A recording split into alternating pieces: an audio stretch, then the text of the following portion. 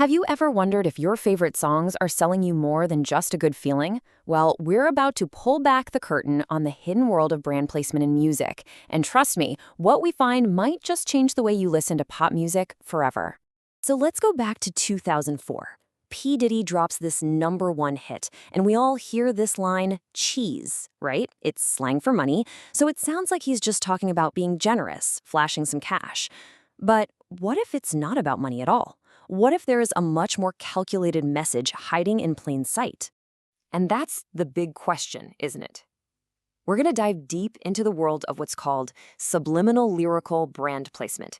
It's a world where the line between art and advertising gets so blurry you can barely see it. And it all starts with that one lyric. All right, before we go any further, let's get really clear on what we're actually talking about here.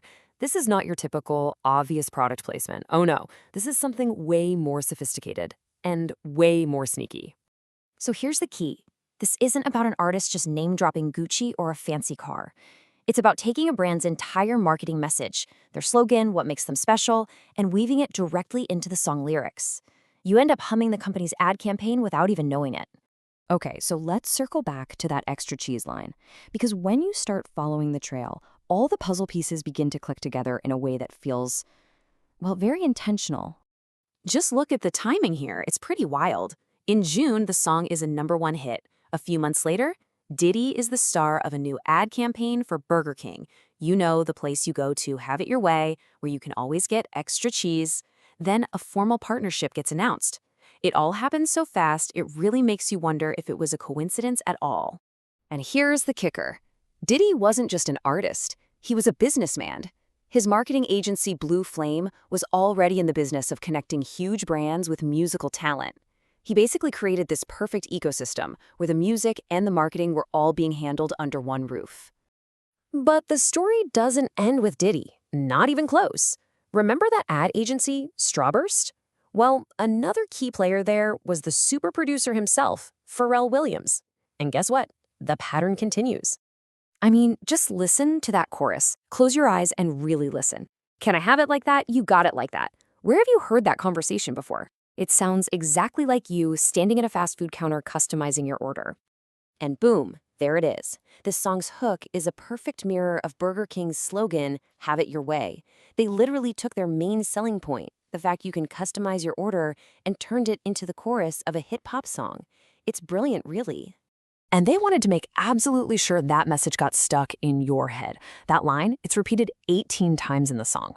Just for comparison, that's more mentions than Busta Rhymes gave Courvoisier in that famous track. This wasn't just a catchy chorus, it was advertising through sheer repetition. So you might be asking, why Pharrell? Well, look at these numbers. At his peak, an unbelievable 43% of all songs on US radio were his productions. The man was the radio. If you're a brand and you want to get a message into literally everyone's ears, there was no better way to do it. Now, Burger King wasn't the only one playing this game. Their biggest rival, McDonald's, was watching all of this, and they decided to come up with a plan that would flip the whole script and become arguably the most successful example of this ever. So here's the genius of their approach. They didn't try to influence a song that was already out there, no. They paid Pharrell and Justin Timberlake to create a banger of a pop song first.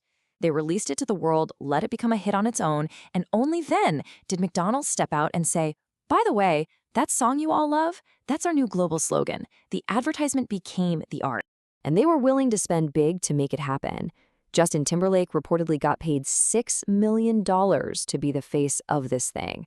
This was not some small experiment. This was a massive, calculated investment to embed their brand deep inside pop culture itself. And they kept doing it. Later on, McDonald's used a Timberland song in an ad with these lyrics. And think about it. What's the message? Even if you're broke, you can have a good time. It perfectly captures the whole brand identity of McDonald's as an affordable, simple pleasure. So, this all begs the question, why? Why did these huge brands suddenly pivot to these super subtle musical tactics right around the mid-2000s? Well, the answer isn't in music, it's in politics. Around that time, places like the UK brought in really strict new rules. You basically couldn't advertise junk food to kids anymore. No using cartoon characters, no using celebs kids loved, no ads during their favorite shows. For brands, this was a disaster. It meant characters like Ronald McDonald were suddenly useless. They had to find a new, unregulated backdoor to reach young people. And music was that perfect backdoor. And psychologically, it's incredibly powerful. As Dr. Richard Garrick explains, when we're lost in a story or a song we love, our guard is down. We're not thinking critically like we do when we see a TV ad. And because our defenses are down, the brand's message can just slip right in, completely unchallenged. So after seeing all of this, what's the takeaway? What do we do with this knowledge that the line between a hit song and a clever commercial is getting harder and harder to see?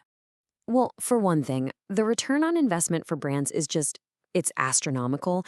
Somebody did an analysis of Busta Rhymes' Pass the Courvoisier and estimated that all those mentions were worth the equivalent of $93 million in ad spend.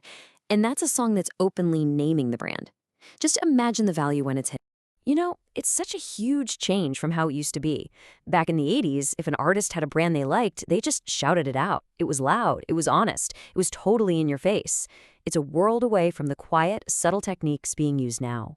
So the next time you've got a new song stuck in your head and you just can't stop singing that one catchy phrase, it's worth asking yourself, am I just enjoying a piece of art, or am I humming a very, very clever ad? The line has never been blurrier.